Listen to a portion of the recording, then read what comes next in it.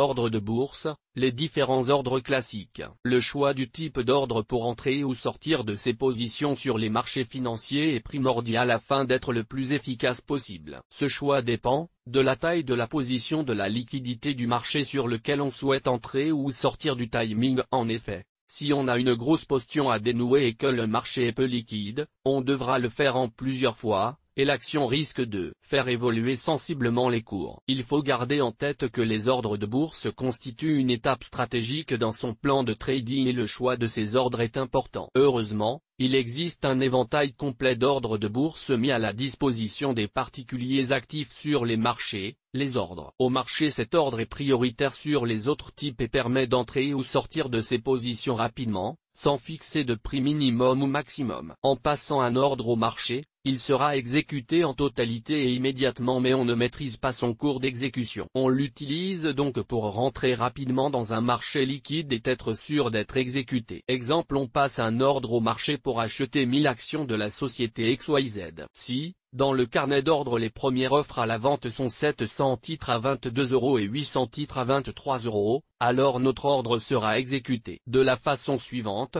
les 700 premiers titres à la vente seront achetés à 22 €, les 300 titres restants seront achetés 23 €. Les ordres à cours limité, à l'inverse de l'ordre au marché, les ordres à cours limité offrent la possibilité de choisir une limite de prix à l'achat comme à la vente. Ce sont les ordres les plus utilisés sur les marchés car ils fournissent une sécurité sur le prix d'exécution. Exemple, si on souhaite acheter 1000 actions de la société XYZ mais pas à n'importe quel prix, on estime qu'au-delà de 30 €, l'action est trop chère et on ne préférera pas acheter. On peut donc passer un ordre à cours limite à 30 €, c'est-à-dire que tant que le cours sera supérieur à 30 €, l'ordre ne sera pas exécuté. Dès que les cours passent sous les 30 €, notre ordre est exécuté et on a donc pu sécuriser notre prix d'entrée. En revanche, si le cours reste au-dessus de 30 €, l'ordre n'est pas exécuté. Il restera dans le carnet d'ordre pour toute la durée de validité choisie, journée, fin du mois. Ce type d'ordre n'est pas prioritaire sur les ordres au marché mais en fonction de l'ancienneté, les ordres à cours limité transmis en premier sont exécutés en premier. Les ordres à seuil de déclenchement, ordre stop,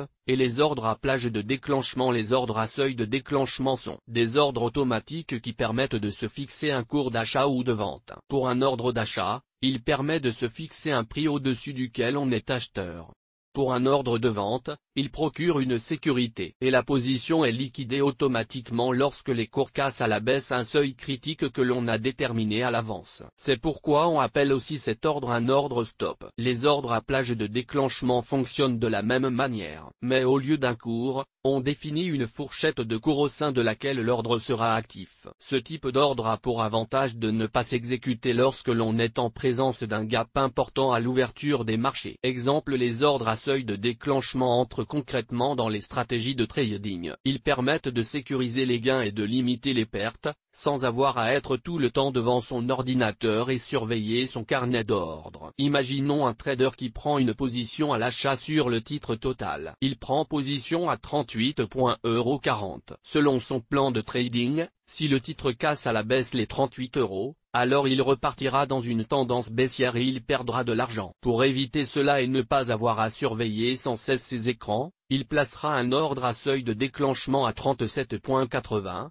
pour s'assurer une marge au cas où le titre ne casserait pas franchement les 38 € et repartirait à la hausse, qui sera exécuté automatiquement dès que ce prix sera atteint. C'est le même principe pour le ordre à plage de déclenchement. Imaginons qu'un investisseur est acheteur du titre Sanofi Aventis à 40 € mais pas au-dessus de 43 € car c'est trop cher pour lui. Il placera alors un ordre à plage de déclenchement précisant qu'il est acheteur entre 40 € et 43 € mais pas au-dessus de 43 €. Cela lui procure une sécurité et évite de lui faire payer l'action à un prix qu'il estime trop élevé. S'il avait passé un ordre à seuil de déclenchement à 40 € et que ce jour-là, le titre ouvrait sur un gap au-dessus des 43 €, alors il aurait acheté l'action à 43 € et cela n'aurait pas été une bonne opération dans sa stratégie.